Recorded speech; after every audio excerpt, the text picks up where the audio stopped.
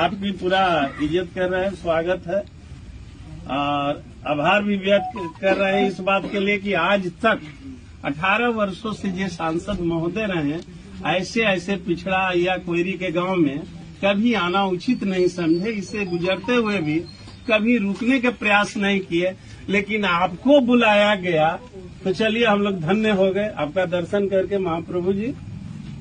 लेकिन वोट नहीं मिलेगा हम लोग की तरफ से सर। नमस्कार, मैं हिमांशु मिश्रा और आप देख रहे हैं द इनसाइड स्टोरी।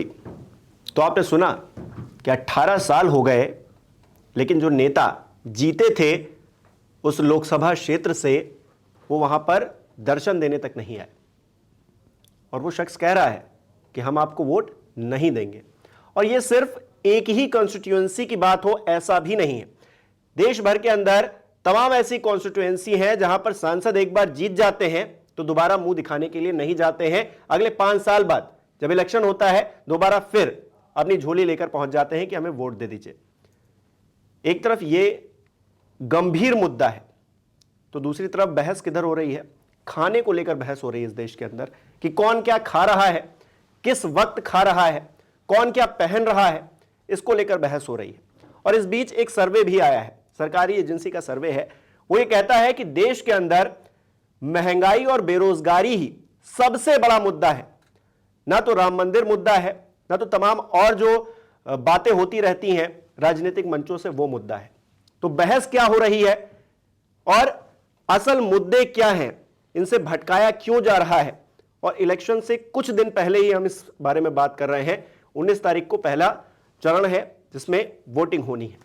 इसको लेकर आज बातचीत करेंगे। डॉक्टर संजीव त्रिवेदी जी हमारे साथ है। संजीव जी, किस तरह से इस मुद्दे को देखा जाए कि एक तरफ एक व्यक्ति कह रहा है कि 18 साल हो गए, नेताजी नहीं पधारे, आप पधारे हैं, बहुत बहुत स्वागत है, हम धन्य हो गए। और दूसरी तरफ एक सर्वे है जो बताता है महंगाई बेरोजगारी सबसे बड़ा मुद्दा है। लेकिन राजनीतिक मंचों से जिक्र किस बात का हो रहा है कि कौन किस वक्त क्या खा रहा है, कौन क्या पहन रहा है, इन बातों का जिक्र हो रहा है। देखिए, वो वीडियो जो आपने दिखाया है दरअसल वो बिहार के काराकाट का है और नेताजी उपेंद्र कुशवाहा हैं और इन 18 वर्षों का जिक्र है। उसमें दरअसल कहानी ये है कि साल 2009 में वो कॉन्स्टिट्यूएंसी बनी और साल 2009 में कॉन्स्टिट्यूएंसी के बनने के बाद 3 बार चुनाव हो चुके हैं। 3 बार जब चुनाव हो चुके हैं तो 2009, 2014 और 2019 में दर्द और शिकायत ये है लोगों की कि इतने सालों में कोई उनके गांव आया ही नहीं। कैंपेनिंग के लिए अभी पहुंचे हैं नेताजी कुशवाहा जी। इन 18 सालों में से 5 साल कुशवाहा जी के भी थे, यानी कि बाकी लोग जो हैं 13 सालों के लिए जिम्मेदार है जो जीत करके वापस दोबारा नहीं आए थे।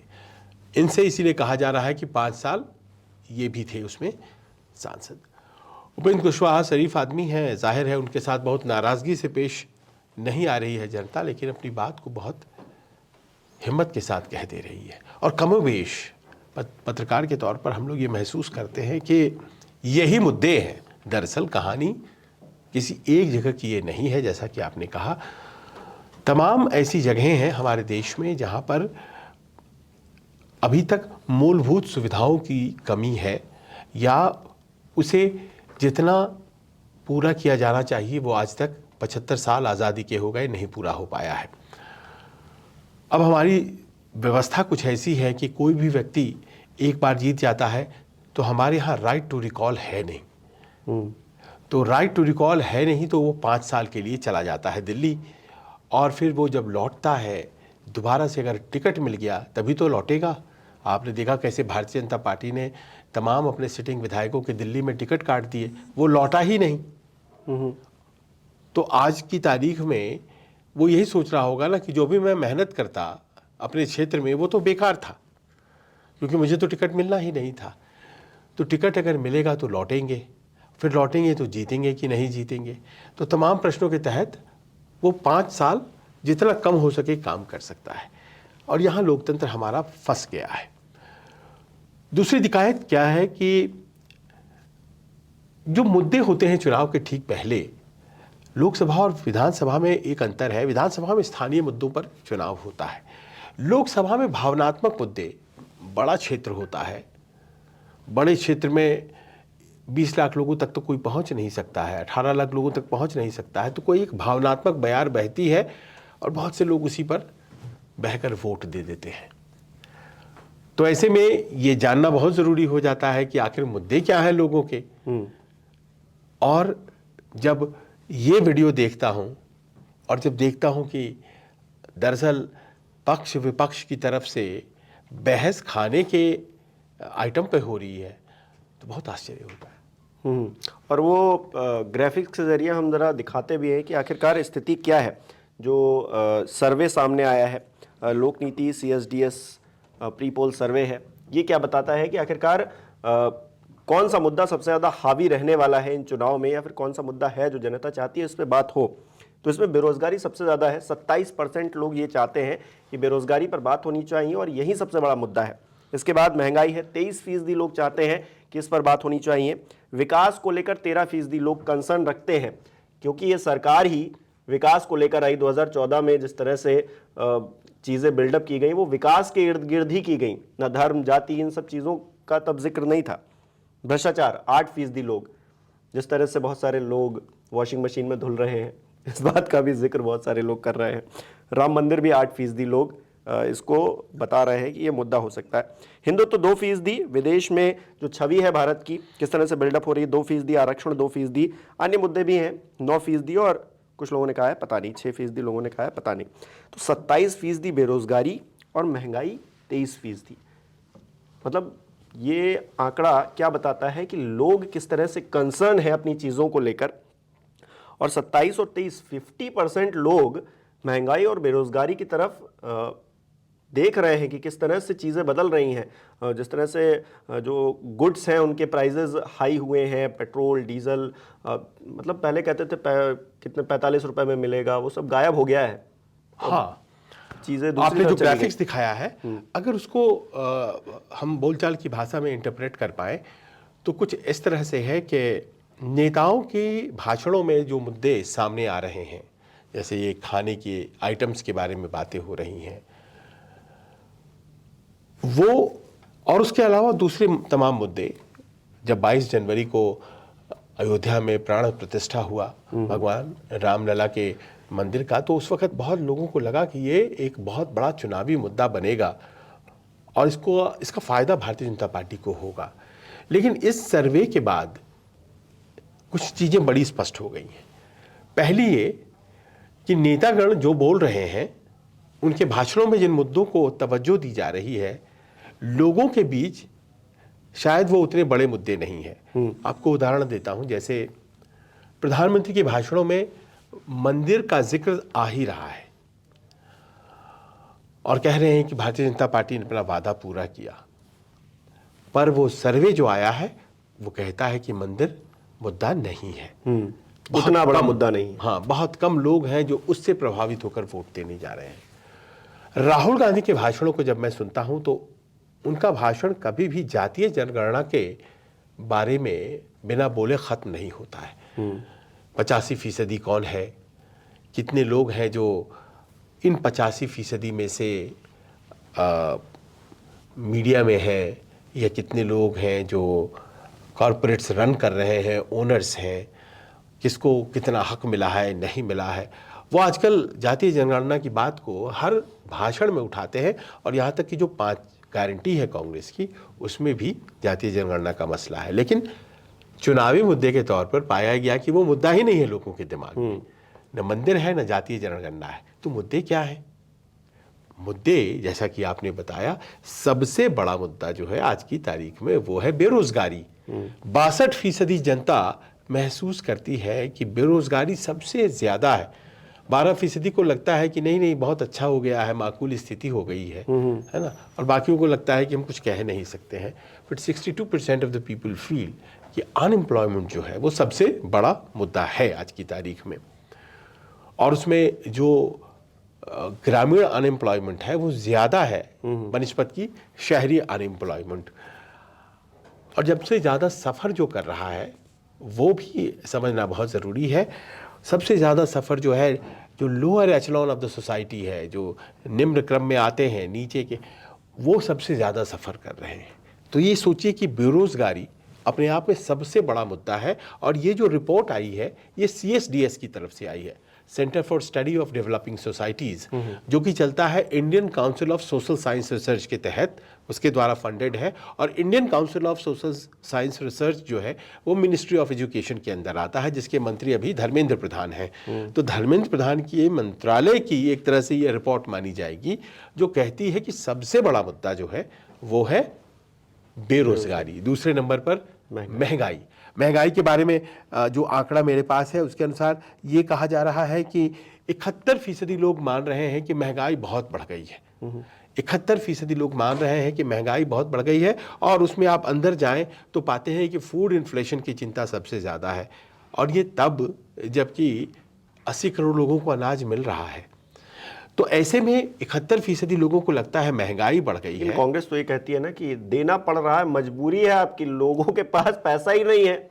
आप नहीं देंगे तो भूखमरी आ जाएगी इस देश के अंदर। 80 करोड़ लोगों को आपको राशन देना पड़ रहा है। ये कोई सीना दिखाने वाली बात नहीं है। ये बीजेपी तो ये दावा दिखा रही है, बीजेपी दावा करती है कि हम दे रहे हैं, आप तो दे भी नहीं पा रहे थे। राइट टू फूड तो आप ही लेकर आए ना, तो हम उस राइट टू फूड को पूरा कर रहे हैं। पर ये तो हो गए परस्पर वाद विवाद की बात।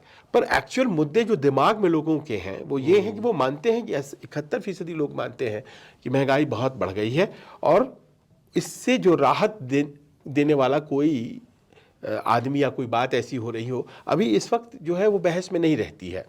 अब देखिए 2 मुद्दे आइडेंटिफाई हो गए, बेरोजगारी और महंगाई। आप जानते हैं जब ये पूछा गया लोगों से कि भाई क्या आप समझते हैं कौन है जिसकी वजह से ऐसा हो रहा है, तो राज्यों को, यानी कि राज्य की सरकारों को और केंद्र की सरकारों को, दोनों को दोषी माना गया।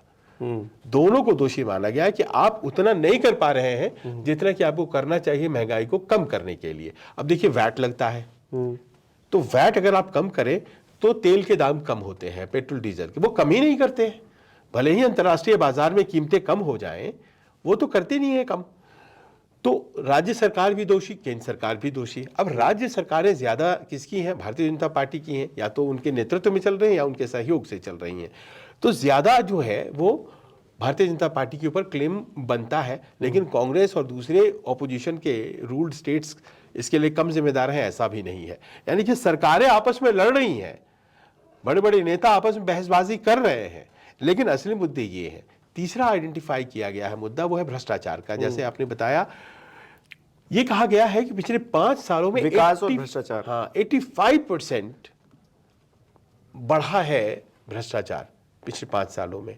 और ऐसा सोचने वाले 55% ऑफ द पीपल है, ज्यादातर लोग मान रहे हैं कि भ्रष्टाचार बढ़ गया है। यानी कि ये जो 3 मुद्दे हैं, इन 3 मुद्दों को आप प्लेस कीजिए जो आज बहस का मुद्दा है कि कौन क्या खा गया। तो चर्चा इस बात पे इसीलिए हो रही है क्योंकि अगर इन मुद्दों पर बात करेंगे तो हम जाएंगे फंस। तो इस बात पे बात करते हैं कि कौन क्या खा रहा है। लेकिन दूसरी तरफ एक चीज ये भी है कि प्रधानमंत्री ने ही कहा कि आप चिढ़ा क्यों रहे हैं, मतलब आप सावन के महीने में या फिर अभी नवरात्रि चल रही है तो इन दिनों में आपको नॉनवेज खाने की या फिर खा रहे हैं तो दिखाने की क्या जरूरत है? आप चिढ़ा रहे हैं, उस चीज को मुद्दा बनाया जा रहा है। तो ये नहीं कहा जाएगा कि एक ही तरफ से हो रहा है, वो दोनों तरफ से बहस को उस तरफ ले जाने की कोशिश हो रही है। भले ही कहा जा रहा है कि आप इन पे बात करिए, ये देखिए ये मुद्दे हैं, लेकिन बात उस पर हो नहीं पा रही है। जैसा कि आपने अभी महसूस किया होगा, ये रिपोर्ट कहती है कि केंद्र और राज्य दोनों जिम्मेदार हैं, और ऑपोजिशन रूल्ड स्टेट्स भी हैं, और केंद्र में भारतीय जनता पार्टी की सरकार भी है, कांग्रेस की शासन की भी सरकारें हैं, तृणमूल की भी हैं, डीएमके की भी हैं, आम आदमी पार्टी की भी हैं। तो ऐसा नहीं है कि कोई इस आरोप से मुक्त है।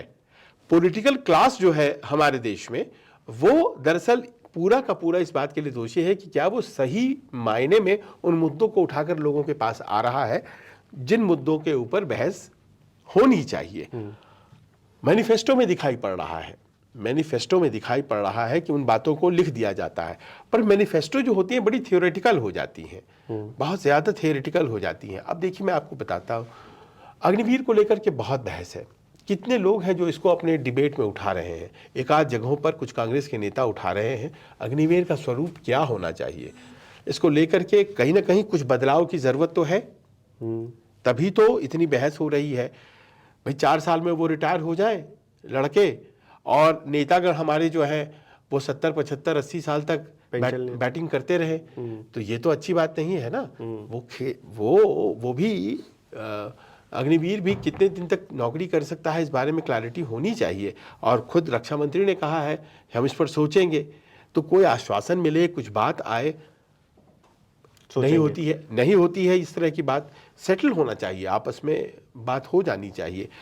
तो इस तरह की बातों में, और जब आप पाते हैं कि लोगों के दिमाग में जो चल रही है बातें, वो एक तरफ नेताओं में आपस में बहस जो है वो एक तरफ, अब देखिए कंगना रनौत चुनाव लड़ रही हैं, उनके बारे में विक्रमादित्य सिंह ने कहा कि ये फला चीज़ खाती हैं पीती हैं, तो क्या है ये क्या उचित है। उस पर उन्होंने कुछ बोल दिया कि देखिए कि यहाँ पर छोटा पप्पू है। मतलब आप सोचिए कि क्या स्तर है। जो बातें हो रही हैं वो अपने प्लेट से दिखा रहे हैं कि इस मछली का नाम क्या है, और ये दिखाता है कि गंभीरता नहीं है इनके अंदर, और सामने वाला जो वोटर है उसको आप एक तरह से फूल समझ रहे हैं। मतलब कहना नहीं चाहिए, लेकिन आप समझ रहे हैं, क्योंकि आप बहस को उस तरफ लाकर उस चर्चा को गायब कर देना चाह रहे हैं जो कि असली है। और सरकारी एजेंसी जिस चीज को बता रही है कि इस बारे में बात होनी चाहिए, यही मुद्दे हैं, उस पर भी बात नहीं हो पा रही। देखिए ये जो रिपोर्ट है, ये रिपोर्ट आई है उन लोगों को इंटरव्यू करके जो बूथों के आसपास हैं। करीब 19 राज्यों में ये सवाल जवाब हुए हैं, और 19 राज्यों में करीब 100 ऐसे असेंबली कंस्टिट्यूएंसी को चुना गया जो 100 पार्लियामेंट्री कंस्टिट्यूएंसी में विभाजित थी, और वहाँ से ये सर्वे को बहुत फैला करके किया गया है।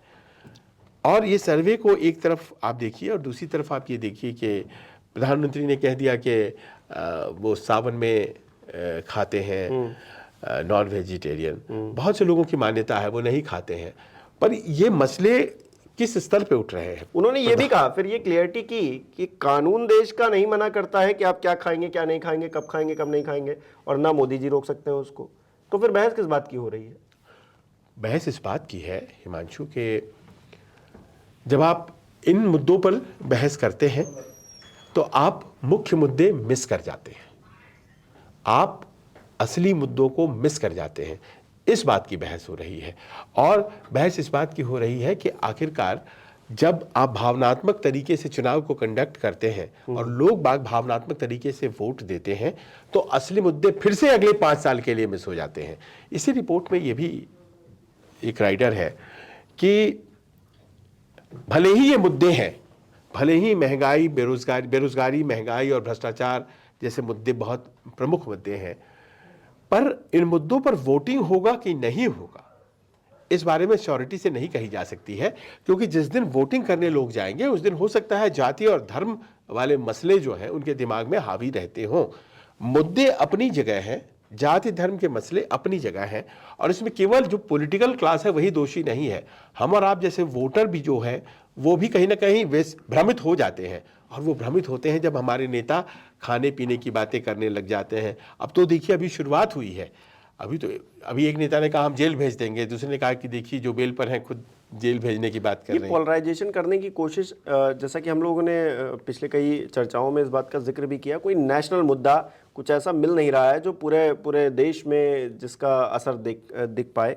हिंदू मुस्लिम करने की फिर से क्या ये खाने के जरिए, क्योंकि नॉन वेजिटेरियन को वैसे तो मतलब आंकड़े देखेंगे तो भरमार है, हिंदू भी खाते हैं खूब नॉन वेजिटेरियन, लेकिन मुस्लिम्स को एक तरह से आइडेंटिफाई करना कि वो नॉनवेज का यूज़ करते हैं, या फिर जो लोग नॉनवेज का यूज़ कर रहे हैं वो कहीं ना कहीं उनके पक्ष में खड़े हुए हैं, तो ये दिखाकर एक लकीर खींचने की कोशिश क्या अभी से इन मामलों से होनी शुरू हो गई है?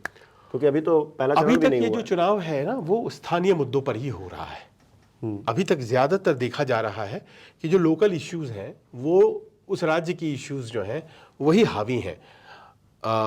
कोई ऐसा नेशनल इश्यू जो है उस पर चुनाव हो गया हो, अभी तक इस तरह की बात सामने आई नहीं है। 2019 से 2024 के बीच में मुद्दे बदल गए हैं। इस रिपोर्ट में भी कहा गया है कि मुद्दे बदल गए हैं। 2019 में एक इम्पॉर्टेंट मुद्दा था और वो था राष्ट्रीय सुरक्षा का। घटना ऐसा हुआ था पुलवामा का कि राष्ट्रीय सुरक्षा का मुद्दा जो था वो सबसे बड़ा मुद्दा बन गया था। लेकिन अभी जो है उस समय से लेकर अभी तक मुद्दे बदल गए हैं। अब ये बदल गए हैं मुद्दे, इतना तो लोग आइडेंटिफाई कर रहे हैं। अब इसके बाद आप जैसा कह रहे हैं क्या पोलराइजेशन हो पाएगा? तरह तरह की बातें उठाई जा रही हैं। आपने जो कहा वो एक उदाहरण की तरह है, और भी कई बातें कही जा रही हैं, सुनी जा रही हैं जो पोलराइजेशन, या फिर देखिए पोलराइजेशन तो दो तरह से है ना, एक तो हो जाता है धार्मिक पोलराइजेशन और एक होता है जातीय पोलराइजेशन। तो जातीय पोलराइजेशन करा ली जाए, धार्मिक पोलराइजेशन करा ली जाए, दोनों तरफ से कोशिश जबरदस्त हो रही है, क्योंकि कोई राष्ट्रीय मुद्दा इस वक्त नहीं है। और 10 सालों में ये पहला चुनाव होगा जिसमें कि कोई बदलाव की बयार नहीं बह रही है, या फिर कोई ऐसा मुद्दा नहीं है कि भाई पाकिस्तान से खतरा हो गया है इसीलिए। तो सबको कुछ न कुछ मुद्दे गढ़ने पड़ रहे हैं। दुर्भाग्य ये है कि असली मुद्दे जो हैं वो असली मुद्दों को हिट नहीं कभी करना चाहता है, क्योंकि उन मुद्दों के आईने में सब के सब दोषी पाए जाएंगे, सबों के चेहरे पर धूल है। उन मुद्दों के आईने में जो बेरोजगारी है, जो महंगाई है, जो भ्रष्टाचार है, उसमें सबों के चेहरे पर धूल है। और इसीलिए पॉलिटिकल क्लास बहुत आसानी से आपस में ही मैच फिक्सिंग की तरह कुछ आपको दूसरी तरफ लेके चला जाता है और मेन मुद्दे पे बात नहीं होती है। अब ये जिम्मेदारी आम वोटर्स की है कि वो अपने मुद्दों को पहचाने और उनको वोट करें जो दरअसल इन मुद्दों की बात करते हैं। बिल्कुल, और बात करनी पड़ेगी। हमने वीडियो शुरुआत में इसीलिए आपको दिखाया क्योंकि 18 साल से कोई पहुंचा नहीं। ऐसे हो सकता है आपके क्षेत्र में भी नेताजी से क्या आप मुलाकात कर पाते हैं? क्या अपने सांसद से आसानी से अपनी समस्याओं को रख पाते हैं? क्या आप अपने विधायक से मिल पाते हैं? चलिए, सांसद साहब बिजी रहते होंगे, दिल्ली में रहते होंगे, विधायक साहब से मिल पाते हैं? ऐसे बहुत सारे लोग होंगे जिनकी समस्याएं होंगी।